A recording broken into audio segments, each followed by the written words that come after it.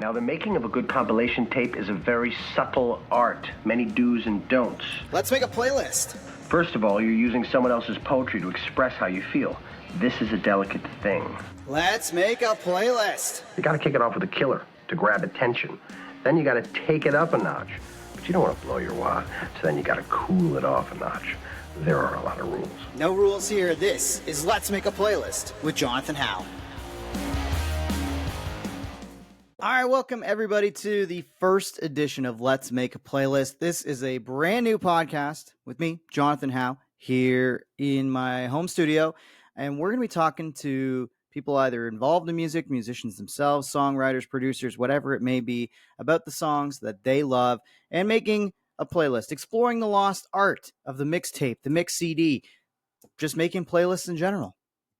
First up, my first guest is a guy that I have to credit with kind of getting me back into playing music and being a musician myself, and that's Anthony Botting, who is the frontman for The Cocktails.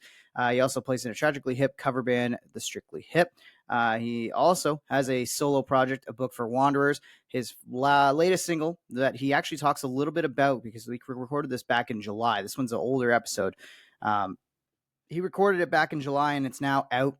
Oddly enough, both of our musical projects dropped their first singles or latest singles on the same day. But his Book for Wanderers new track, Boy, is out and streaming now. You should go and check it out.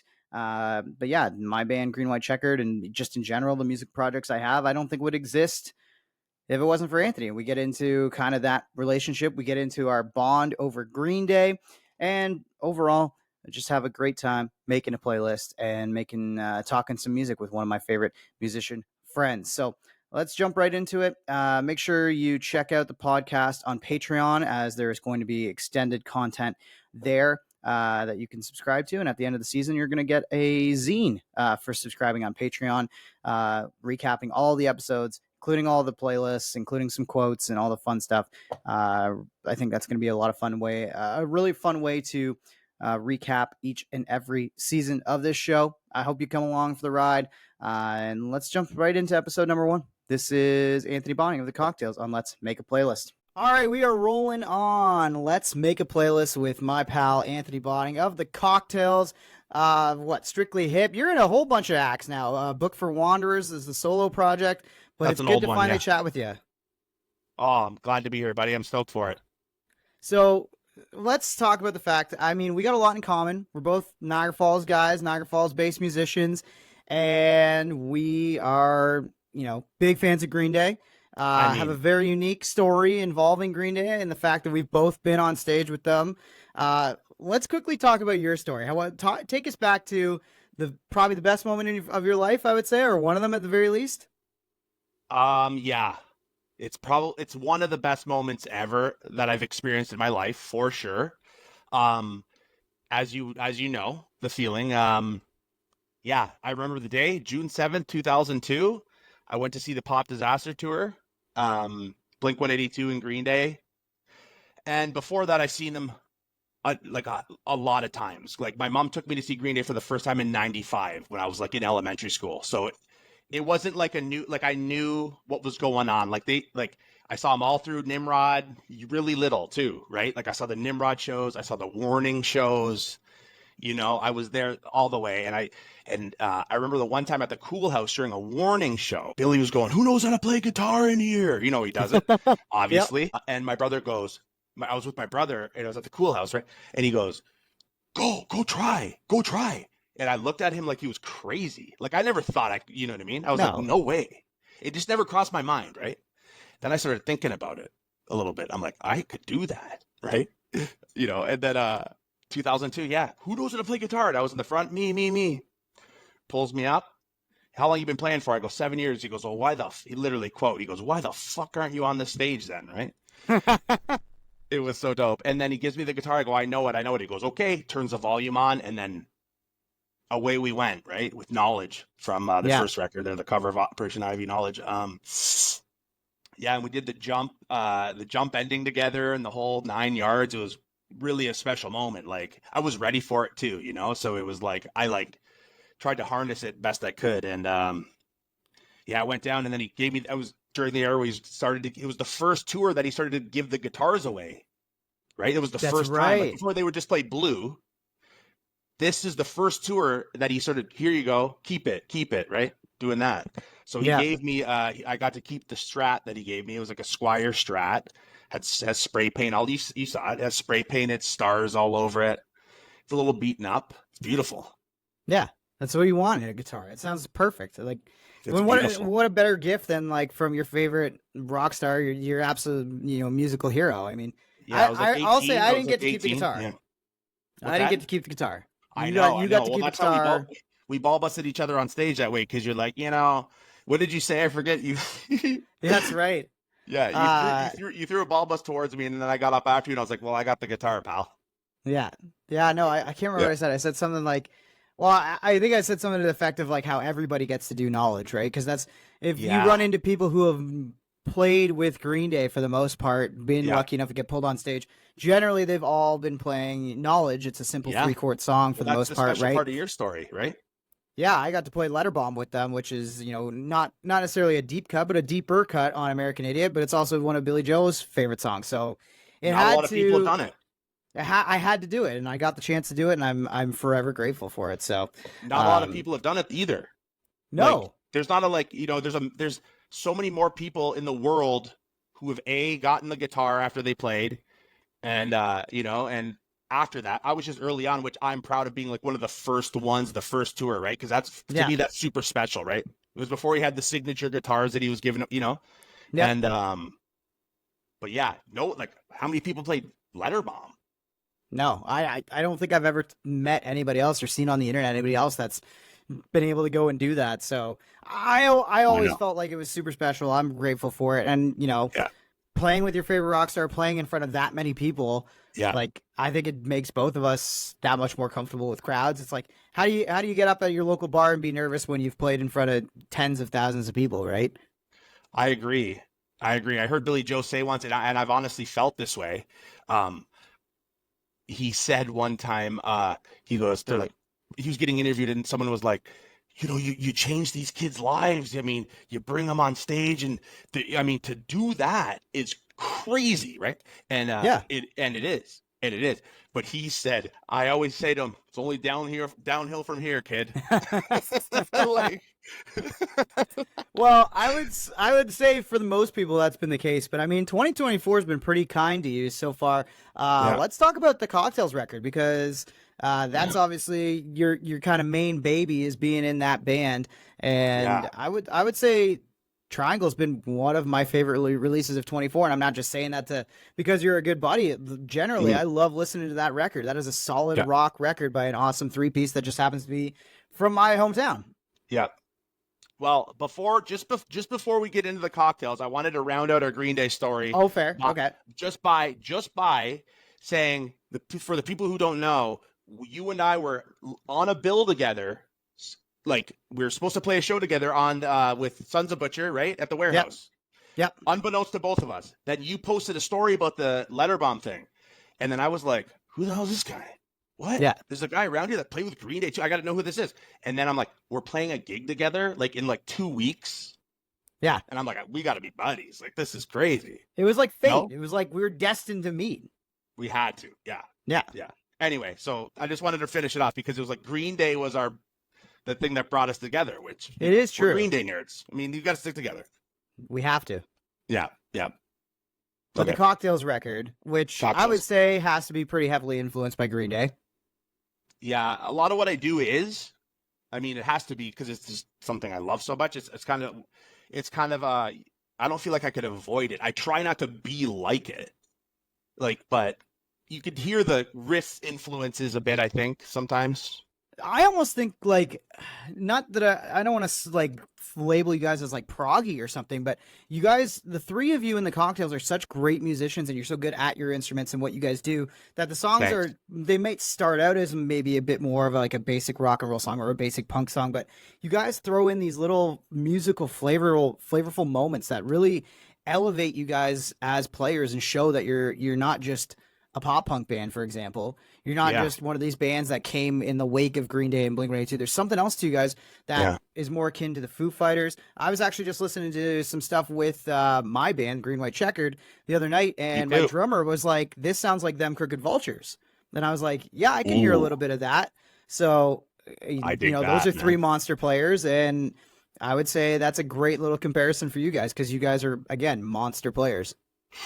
Appreciate all of those things that you just said. Honestly, it makes me feel really good to hear that. Yeah, I think that whole like Them Crooked Vultures kind of comparison, or like saying our music goes in different directions just as it like strays away from Green Day a little bit, that kind of vibe. And that a lot of that comes from, and it comes from Rod's background, our bass player Rod Standish, his background in playing and his love of music, and Matt also. We're all kind of three different lovers of music. We're hardcore lovers of music, but like, for example, like Rod, he is one of the best guitar players I know, if not the best one. And he's playing bass in the band. He teaches guitar for a living. Like he's so, and the fact that he's in a band with me is, I feel honored to play with him as well as Matt. He plays he's a crazy metalhead, but then he can play you, like he can rip like Kirk Hammett or like crazy fast Megadeth solos, Yeah. But then he'll play you every Beatles song on an acoustic guitar, and then he'll play you every bass lick too, and then he could play jazz. But he's just crazy piano player too. Like, so that's where it comes from. You know what I mean? I'm coming with like the quick bang, bang, bang, bang, bang, kind of attitude, and then he's like, "Well, what happens if we do this?" And then Matt's like, "Yeah, what happens if we do this?" Matt comes. He plays everything pretty much. Matt can adapt. You know what I mean? He's in. He's in a million bands. But this is his only original project. But he pulls from everything in perfectly. So it's just one of those things. Yeah, like it's all of our vibes or styles just mixing like that. Bang. That's what you hear. Yeah, and it's like I say, it's one of my favorite records so far that I've heard this year. It is a just awesome rock record. Talk about a little bit about the writing process for you guys and the recording process, because it is a very DIY effort for you guys in the Cocktails, which is something to definitely be proud of, to be applauded for. But it doesn't sound, like I say this in the best way possible, it doesn't sound like a DIY release. Like you guys all chipped in into the recording, the mixing, the mastering, and it came out and it sounds just like any major label rock record would, if not even better, because you can tell there's real musicians playing real instruments on it. Again, thanks for that compliment. That's amazing of you to say. That doesn't go unheard on me, man. That means a lot. When you say DIY, it's like, I'm proud it's DIY, but it has to be DIY because we have to do it. It's not like major labels are just like knocking, or any labels. We're not on a label. Like no one's like going, "Hey, you guys, like we want to sign you." Like we would love help. It would be great to get a little bit of like, we do it all on our own. Like we would love a little bit of help here and there, maybe some shows or like a manager or any kind of label assistance would be fabulous. It's DIY because that's just what it has to be. We have to get it done and we're doing it regardless. So, we're lucky that Matt, our drummer, is an engineer and owns a studio, and he's wicked at what he does, and he's open to new ideas. He's not always like, he engineers and produces the record with the three of us, or like the three of us produce it all together. But we're lucky to have that, and we just work hard at it, and we take different approaches. And if it sounds good, it stays. We have a thing in the saying in the studio. It's always like, big boy decisions, get rid of it, move on. Like there's no like, if it sounds good, it's good. If it's not good and someone's like, gone. And we just like, just move on and try to get it the best we can, as quick as we can. But yeah, it's an awesome records project. in 3 years kind of thing. We've been living in that studio. So yeah, it's been a busy one. And I mean, it's great that you've got that project. You also put out a collection of songs that were more acoustic based. And we talked about it just briefly off the top of the show, and that was more of a collection of past works from you, right? Not a ton of like necessarily new material for 2024, but glad that you got that stuff kind of out from behind the scenes, right? Yeah. Like so, way back when, like I think I put out a full solo album under the name A Book for Wanderers, in 2013, and I think there was like 15 songs, and what I wanted it originally to be was just acoustic style music, just like, straight up room mics, live off the floor kind of vibe. But I was working with a producer, and at the time, and a different guy, and he thought it should be full band. So then I got a full band together, and we did that. And I would end up playing and touring the music on my own anyway, just with an acoustic, or I had a couple other guys with me. A couple of buddies came and played like percussion and maybe a little piano, right? But it never. And then I did another one in 2000. So 2013 was the first one, and then I put out another one in 2015. Same thing, full band, but still toured the music acoustically. And then it just sat there, and I didn't. It was never put on iTunes or anything like that. I actually had like physical copies of the album that I would sell, and it just sat there. And then I recorded one with Matt, our drummer, just straight up acoustic solo record, just easy takes, live off the floor, a little percussion, and I just sat on it and didn't do anything with it. So then one day I was just like, I'm gonna put that out. What we just did, we did it a few years ago, maybe 3 years ago that was made, and I just grabbed a bunch of stuff off that would fit in on that one from the other two, and Nice. just put it out online. So it's just like a great compilation of your songwriting, your kind of stripped back moments, it's always Yeah. nice to hear. It was like when the Foo Fighters did that one record where it was like half of it was like the loud rock stuff, and then the other half was that acoustic Yeah. side. It's there's no reason that anybody can't enjoy both, right? And Yeah. like I say, you've had a chance to put out both now this year, and it's been good. So Yeah. I gotta say that you're also. Before we get into the game, if you will, of making a playlist, we are people who love to play each other music. We've had the chance to hang out and do that, play back and forth. I would say the biggest thing that I appreciate about you, big vinyl guy. What's your record collection at roughly? Like, do you have numbers on that these days? I don't count them now. I don't count them. There's a lot though. There's a bunch. Well, I was You have so a like lot. impressed. There's a lot behind you. Yeah, I've got like that whole tower is basically full now. There's a couple of books on the bottom Yes. side that I. So it looks like I probably have, maybe 3 of those boxes full. I would Yeah. think. I think you have more than me. I'm a collector. Like it just seems to be yeah. my thing. So, Yeah. I think that sounds about right. I don't know. You might be selling yourself short there. One of these days, you're gonna have to go for like a proper like Discog session and sit down and take some inventory of all that stuff. I do look for the weird stuff though. Like I like, you know what I mean? Like I Yeah. got into vinyl a little late, but like I'm into like I like want the old punk records. Like I want like old weird ones, like 45s and stuff. I like Yeah. that stuff. Yeah. Old live albums and stuff. I love that. Oh yeah, and then like weird like bootlegs and stuff. Like I've got like a David Bowie Iggy Pop tour bootleg, and it's like from when Oh. David was playing keyboards for Iggy on his tour in like the 70s and stuff. You It's- do?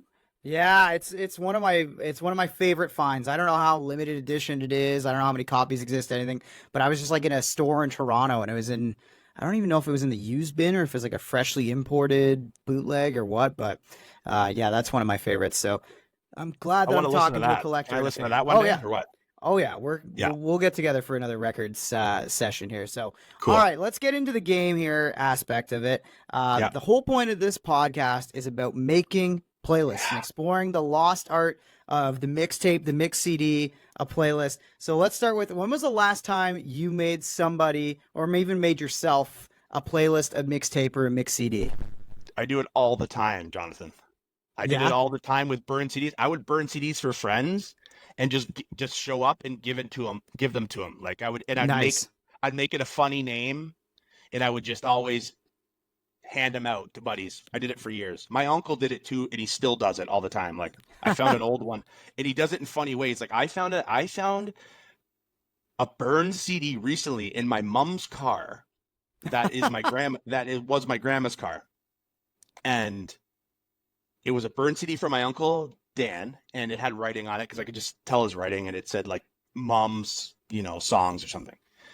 So then I put it in, and it was like the first song was like "Mother" by Pink Floyd. Mother, do you think? And so Nice. he made this for his mom, right? So my grandma, right? Yeah. And every song was referencing a mother in some way, in some weird way. Did Danzig make the cut? Mother. No, it didn't do it. My grandma would have been driving. She would have been like, Wally, Gone off the road a little bit. Yeah. But anyway, back on track. What was All the right. question? Okay, yeah. Well, we were talking about like making a playlist and making a CD. I think it's a lost art. That's the whole point of this podcast. But I'm going to give you a hand with it. I'm not going to make you do all the heavy lifting in terms of like, you got to come up with the songs yourself. I have some. I'm calling them superlatives for a lack of a better term. I've got a whole bunch of numbers here in this David Bowie upside down Vans hat, and I'm going to just start drawing them out. And let's see what track 1 is going to be. Okay, so. Let's see, we're going with song number 15. So I need you to tell me, track 1 is going to be a song from the 90s. Any song from the 90s.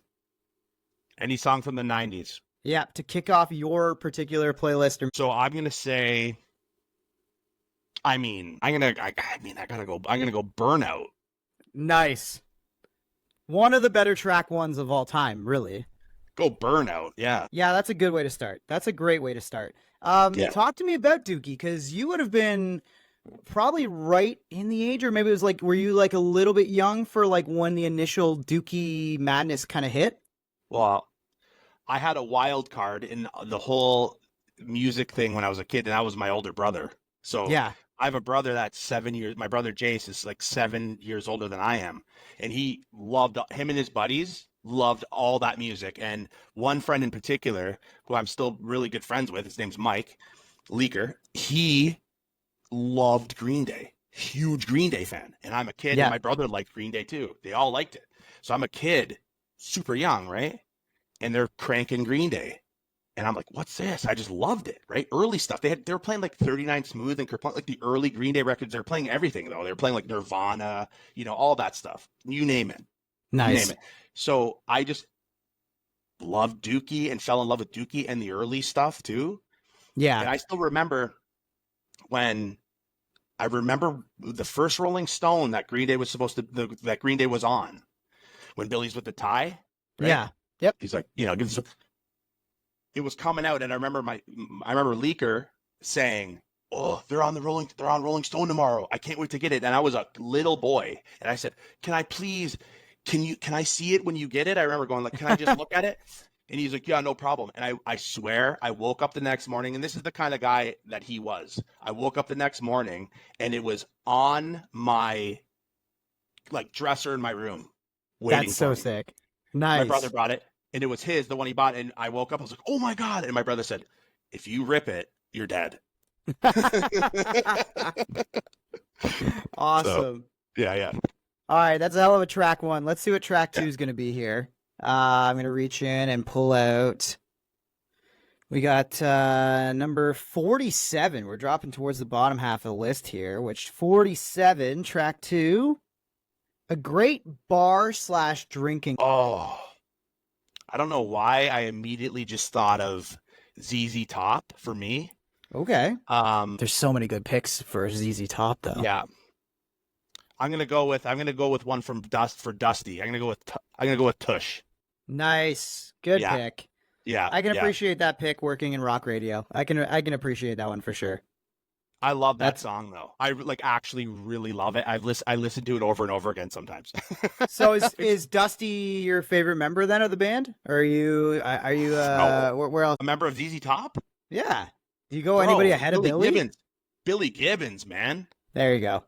Dusty You're a guitar and player. Frank You have Beard. I love all three. Yeah, I always like they're that kind of band that like you always heard on the radio, and I think where I really got an appreciation for is like, do you remember those like VH1 Rock Honors shows or the VH1 like they used to do like an award show honoring some of like it's like was there almost their own version of the Hall of Fame in a way or something like that. I do. Yeah. Yep. And I remember watching ZZ Top on there, and I think Billy just goes for like an insane solo live, and I'm like, oh, okay, I get it now. He's so cool. Like there's no one cooler. No, he is probably the coolest man that's ever played guitar. I mean, the hats are just. I'm a hat man myself, and he just has the dopest hats, dude. Didn't he? Like, isn't there like a story about how he taught like Jimi Hendrix slide guitar or something like that? I don't know that one. Maybe. I thought I heard there's like an urban legend where he's the one who taught Hendrix slide or something. I heard that So the one thing I know about him and Hendrix is that he was opening for Jimi Hendrix. The first show, they got asked. I don't know if they were ZZ Top or if they were. I think they were called the Moving Sidewalks or something weird like that. Yep. They had some, but they covered like Voodoo Child first song or something. They covered one of Jimmy's tune, and then and ripped it. He ripped it out, and instead of you would imagine someone would be like, "What the hell is that about?" Hendrix loved it. Nice. Loved it. And then they just toured everywhere together, I guess, for a while. That's what I heard. That's good that I feel like today if you try to do something like that, you would be kicked off a tour so fast. Yeah, it depends. I think it depends on who you're with. Yeah, I guess that's true. That is a good. There are some bands that are more flexible. Everyone's different. True. All right, I pulled track 3 here for you. We're going number 21, which is a song that you think is underrated. Okay, I've always wondered. I've contemplated the term underrated unto itself. Does that mean like? Yeah. Does that mean like something I think should be bigger than it is? Like more famous than it is? I think that's a good definition of it. Like to me, it's like I feel like underrated is like a song that you're like you don't understand why more people don't know it or don't love it. You know? Huh. That's a hard one, man. I feel like everything I listen to is like that. I'll go with the song "Grounds" by Idols. That's what I'm going to go with. I was wondering. I knew you were going to work Idols in here somewhere, and I'm happy you did. Underrated because it's big in the scene. It's huge, but I feel like it should be way bigger than it is. Yeah, I feel like Idols is one of those bands where I love the commercial appeal isn't quite the same as like an Arctic Monkeys, but like I feel like they could have that crossover of like a band that like the Tumblr kids like latch onto or something like that, and then they grow huge from being on the internet. You know, like I haven't understand why Idols is like kind of bubbling below the surface in terms of like punk and like alternative music, arty music. I feel like they're right at the forefront for a lot of people, but I think you're right. I think definitely that's a good one for an underrated track. Yeah, they're playing Rico Coliseum this year, like this September. I mean, so that's a big place. They're doing good. I mean, you know what I mean? Like that's. Yeah. But I think underrated. Like I want to turn on the radio and just hear Ground start or like something from them. I love them. Yeah. Anyway. They're a great band. No, that's a good pick. Great pick. What have I got here? I've got, I just pulled number 36 out of the hat. Number 36 on my list of questions is a song that you have to play loud. Like I could say something to really bother people, and I think I'm gonna, if whoever watches this. Go for it. All right. Okay. I'm gonna say this. The song Frantic by Metallica. Okay. Off of the Saint Anger record. Wow. Yeah. I did not expect this one to come up. I'm so happy I brought it up though. I'm glad you did too, because Metallica is definitely a polarizing band for a lot of people, especially the Saint Anger era. But that would have been, again, like based on your age, that would have been kind of like right in your wheelhouse for being like a teenager or just about to become a teenager when Saint Anger was dropping around that time. Am I right? Yeah, I think it was like, wasn't it like 2000? Yeah, I think it was 2000 or 2001 maybe. Yeah, something like that. Yeah, so it would right have around been the like, Napster thing. It would have been like 17. Yeah.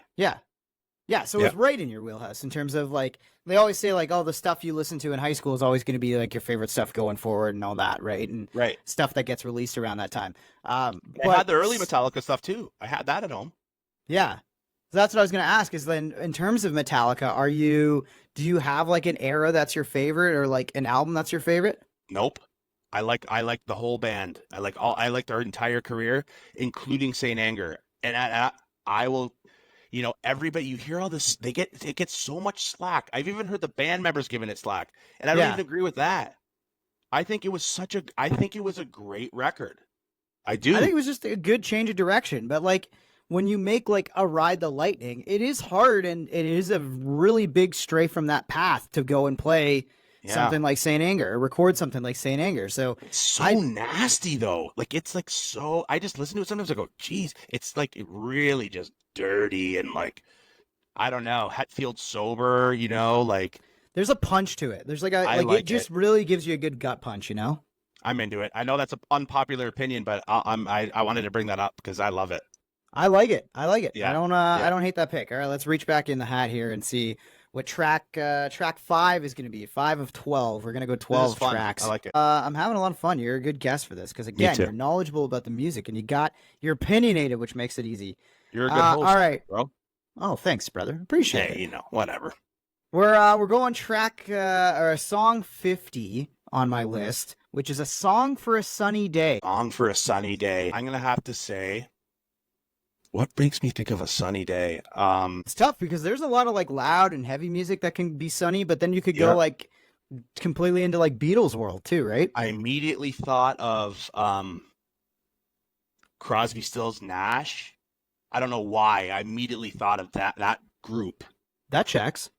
Yeah, but I think I'll say sunny day. You know what makes me think of a sunny day, which is weird, is like maybe it's because this the record is yellow and it has People of the Sun as the first song, but I do feel because it's Los Angeles, it's hot, like Rage, like something off of that. So I'll go with like Vietnam or like I don't know, something like that.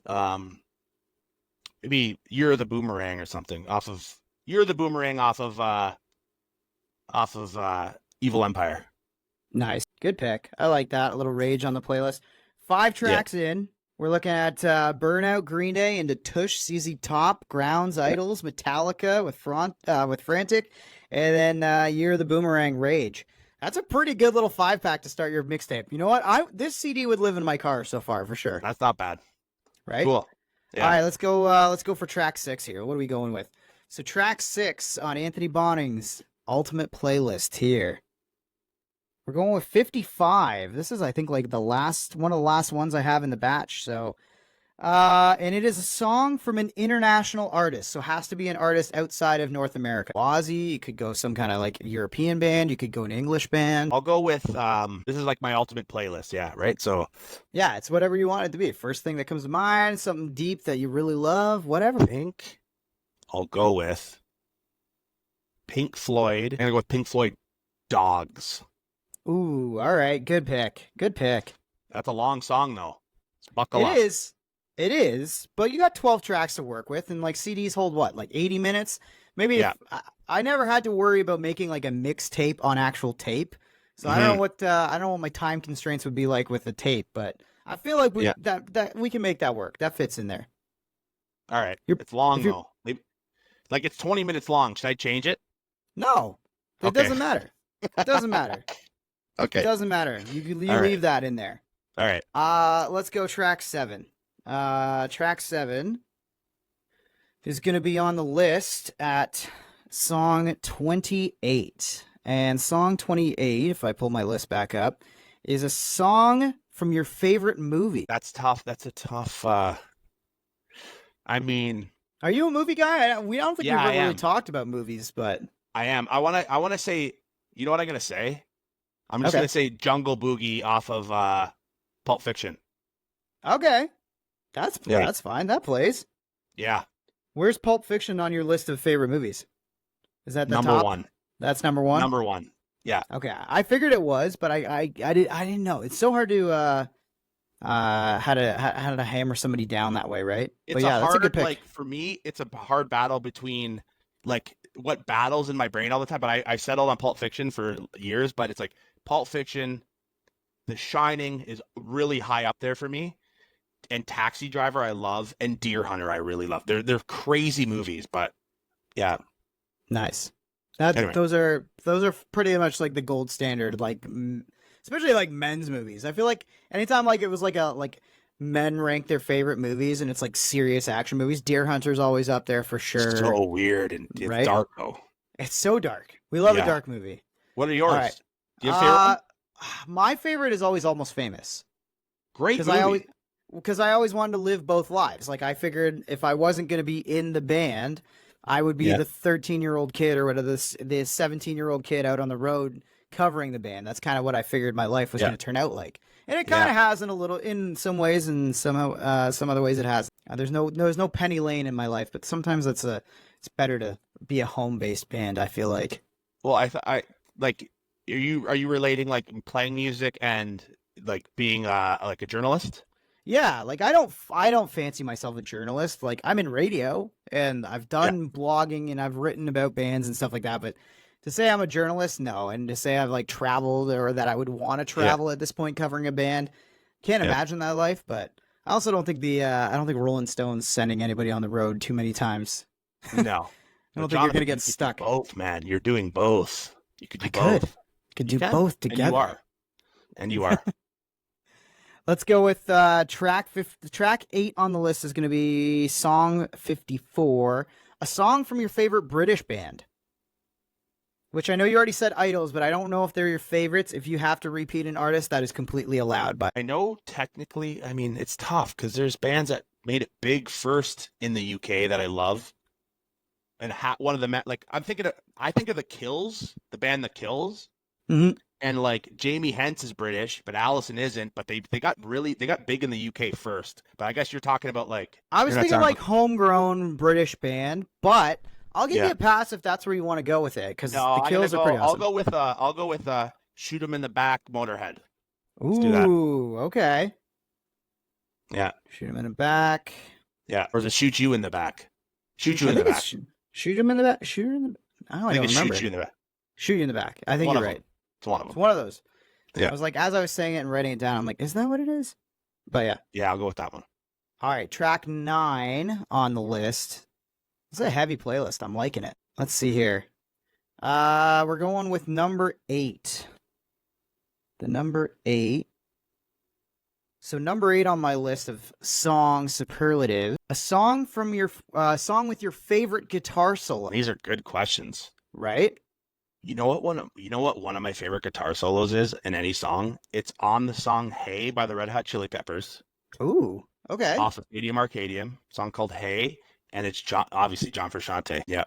Let's go with that one. All right. So hey, I love that. I love that solo. That's the first one that comes to mind for me. nice. It's so hard to pick a favorite solo sometimes because I'm always tempted to go for like the really like melodic solos that just basically, I don't want to say copy the verse melody lines, but sometimes that's fine. That can be an awesome guitar solo, right? Some of my favorite guitar solos of all time are Kurt Cobain guitar solos. Yeah. When he just grabs the strings and pulls them as hard as he can and runs up to his amp, Yeah. and somehow the feedback is in key. I've never understood that, especially working with tape back in the day. It's not like they had like auto tune to go in and fix it and tune it up after the fact. Like that somehow all still worked. Awesome. Yeah. Awesome. Yeah. Talking about underrated, I think Kurt doesn't get enough love sometimes as being a guitar player, but I also think we didn't like get long enough of his career to see him be the full like capable guitar Dude, player that he could be, 20 you know? 27 years old. Yeah. Yeah. That's so young, man. Well, we say Trips that. me out. Trips me out. Trips I me say out. that, and it's like, what about like Hendrix, another 27-year-old? Like, where Yeah. could Hendrix have gone by the time he was 45, right?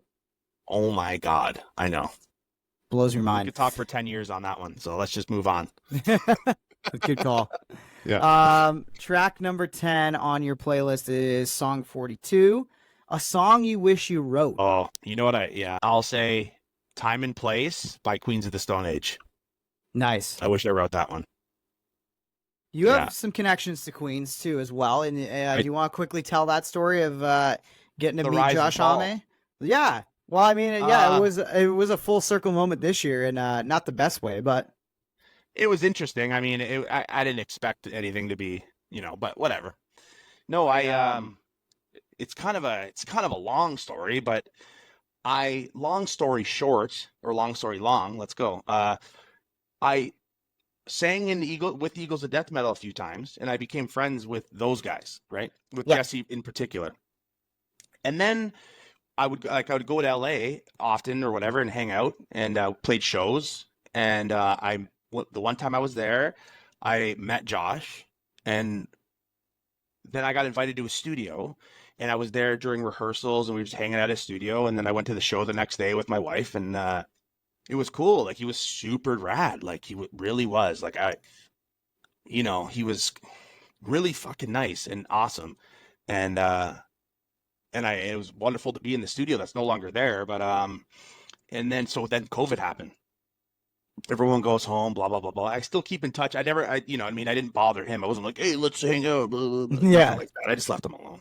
But everyone's like, if you see him again, you should tell him. Like, and I was like, okay, maybe I will. And I kind of built myself up. So they were coming. It's been years. There's no way he remembers who I am, right? That's how it just. I say the rise and fall because it's funny to me to think like one moment I'll be at his studio with him, and then years go by and I'm in the crowd and I'm like, because kids were bringing signs to shows and he was encouraging it like in interviews. People were asking songs, he's like, I want crazy shit to happen. He was saying it. I want crazy shit to happen. I love spontaneity and people taking chances. I'm like, okay, cool. I'm going to ask to sing a tune. And if he pulls me up, I could be like, remember me? I was at your studio with Jesse, blah, blah, blah. Quick, you know what I mean? Yeah. So he comes over, I hold the sign up to sing one of their songs with him. And he looks right at me and he goes, fuck you, like that. I'm like, I look at him and he goes, fuck you. And he kind of looked mad. And I was like, put the sign down. I'm like, sorry. And then he kind of winked at me and then like went away and he was playing a solo, like looking at me and winking at me. And that's what happened, right? Yeah. So you give you the acknowledgement. He's like, I'm not bringing you up. I'm not doing the request, but thanks for coming out, kind of thing. I don't think he remembered me at all, obviously. No. Right? Like, it would be nice to bend his ear one time and be like, you know what I mean? Like, I was at your studio with you and Jesse. Like, you know what I mean? I was there. Like, yeah. We met at Jesse's house. Like, yeah. I live in Niagara Falls, Ontario. Like, I want to meet these guys in LA. Like, you know what I mean? Like, yeah, exactly. Actually, I live in Welland now, but, Either way, you're still Niagara-based. It's not like you're getting to California all the time or anything. Yeah. I'm not going to come stalk you. I'm not going to come knock on the door. Like, let's just talk. Yeah. And I call it the rise and fall because it's like playing shows with Eagles of Death Metal, get invited to Josh Homme's studio, hanging out with him, and then it's like, COVID, fuck you. I love it. It's a good story. It is a great story. I love that story. Let's go to track 11, which is going to be number 19 on my list. So number 19 of superlatives is a song with a female singer. So I'll go with I Need You by the Muffs. I did not expect that one at all. See, the Muffs are one of those bands where I don't want to say, underrated, overrated, anything like that. I think the biggest thing with the Muffs is that I just feel like they don't get talked about enough. Like every time you hear anybody talk about the Muffs, it's their cover of Kids in America. Yeah, I love the Muffs. I think they're amazing. I'll promote them till the day I die. I think they're amazing. Listen to the Muffs, everybody. Anyone watching this, go get the records. Listen to them. They're sick. They're a pretty awesome band. I do love them. I love their first record. Did you read those liner notes about Rob Cavallo recording the Muffs and then someone bringing in the Green Day demo and putting it on the... Yes, I've heard that putting story. it on his board and him looking at it. And he was so busy with the Muffs record that he was like, I don't have time for this. And he almost threw it out, but then he didn't. And he listened to it and he loved it. And it just created this whole... And he's like, I gotta go sign this band. Yeah. Imagine if he did throw that out. We might not have our favorite band. I know. Wild. Everything is up to chance. That's like the ultimate proof that everything is just dumb luck and fate in one way or another. Yeah. All right, I Need You by the Muffs. Yeah, one of my favorite songs.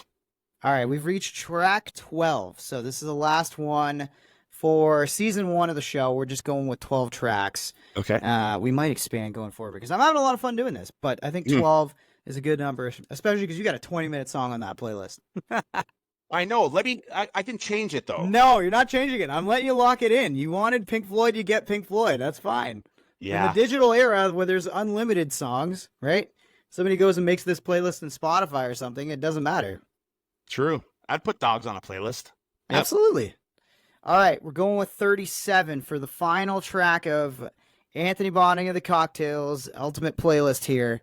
Your favorite love song. It's hard, man. You had to hit me with that, eh? Especially as a closer for the mixtape, too. Love song. So I'm stumped right now. I got to think about that. That's fine. We got time here. See, this is the thing, though. When you go love song, do you go automatically to ballads? Or, because there's some, I don't want to say heavier Green Day songs, but a song like 80, I don't think of that as a traditional love song, but that's absolutely a love song, right? Yeah, I love 80. There's like, I'm thinking like All I Need by Radiohead, maybe. Yeah. off of In Rainbows. Like that song's beautiful. I'll go with that because I feel like that's a love song. Yeah. All I Need, Radiohead to close it. All right. So we've got, let's review this whole playlist here. Track 1, Burnout, Green Day. We've got track 2, Tush, ZZ Top, Grounds, Idols, Frantic, Metallica, Oh Year of yeah. the Boomerang, Rage, Into Dogs, Pink Floyd, Jungle Boogie from the Pulp Fiction soundtrack. You shoot him in the back or shoot you in the back, Motorhead. And Hey, Red Hot Chili Peppers, Time and Place, Queens of the Stone Age, I Need You, The Muffs, and All I Need, Radiohead. That is Oh, weird. your Yeah. playlist. I know, Cool. kind of weird how it ended there, eh? Yeah, I didn't mean that was an accident. That's cool. That's the best part about this process of making a playlist is I feel like there's going to be a lot of happy accidents throughout this season. So thanks for doing this, Anthony. We got to end off with a Patreon exclusive thing. But before we get there, I want to say, I want to give you a moment to shout out the cocktails and promote yourself, promote the band, and tell everybody where you can keep up with the cocktails, because they're a band that I feel like is under a lot of people's noses in the Niagara scene.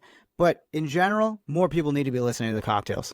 For sure, yeah. We definitely need followers on Instagram. We have like 450 or something. Like, I mean, it's not a lot at all. But like, I don't follow a bunch of people either. So I mean, if you follow us, we'll follow you back. I guess you know. You can follow us at Cocktails Band, and you could hear our music on Spotify and Apple Music. Just look for the rooster. We have like a little rooster logo that you can't miss. Really, it's a rooster in a suit. And yeah, I have a side project called the Book for Wanderers. I'm gonna be releasing a new song with the Book for Wanderers project soon, like really soon. I'm gonna go into the studio and track it and then put it right out. But it's weird. It's like electronic, kind of like with the Synthland there that you saw that I have going on here. Nice. But yeah, that's it. I like it. And that is episode 1 in the books. My pal Anthony Botting, first guest, and I appreciate Anthony coming on and being a part of the podcast. Go and check out the Cocktails and their record Triangle. It was awesome. It's a fantastic rock record that came out earlier this year in 2024. You can also check out A Book for Wanderers and the releases that he has had, including the most recent one, Boy, which also dropped on the same day as my single with my band Green White Checkered, Sunshine Girl. So it was very appropriate that our singles lined up on the same day, I think. So appreciate Anthony coming on board. Appreciate him sharing his love for songs. How about a 20-minute song on the playlist in episode 1? Did not see that coming at all. But if you want the full episode, you can check that out over on our Patreon, including the portion of the show where he discusses his Desert Island Records. Most guests, I would say, have brought 5 or so to the table. He had to bring a full 10 because, I mean, how do you narrow it down? I'm asking almost an impossible question with the Desert Island thing, which is why you got to check it out over on Patreon. Let's Make a Playlist. That's where you can find us on Patreon. At Jonathan On Air is where you're going to find me on the socials and clips of this show going forward. It's also live on YouTube, Spotify, Apple Music, Apple Podcasts, whatever it is. All of the places that you can get your podcast, that is where you can find Let's Make a Playlist. Episode 2 coming down the line. And to close out each show, I'm going to make a playlist of my own. So I'm going to reach in the Vans hat here and pull out one. And I got track 43 or song 43, which is a song that makes you laugh. So track 1 of my playlist, a song that makes me laugh. I'm going to go with Green Day's All By Myself, which is a bonus track from the Dookie record, secret track, if you will. And especially after seeing Green Day play Dookie in full live on the Saviors Tour, I got to put that one in. It always makes me laugh. Trey has so much fun with that one. Trey Cool penned that one, sings that one, performs that one. And on the Saviors Tour, it's taken a whole new life. So I absolutely All By Myself.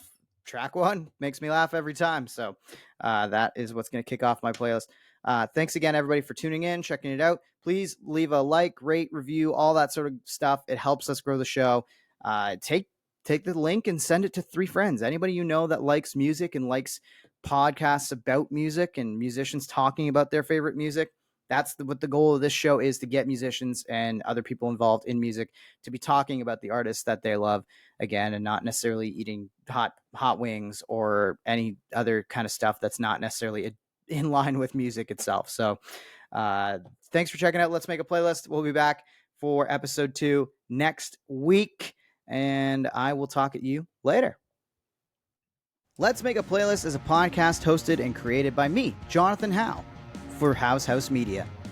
At Jonathan On Air is where you can find clips of the show as well as all things me, Jonathon. That's how you spell Jonathan for the record.